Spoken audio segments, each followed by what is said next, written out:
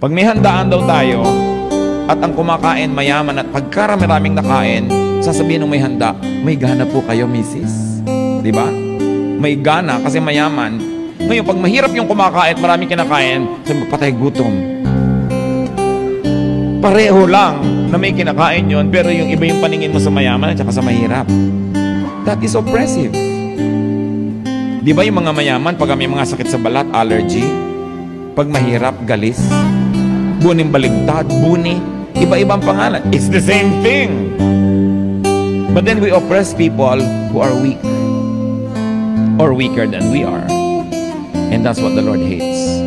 The Bible hates oppression.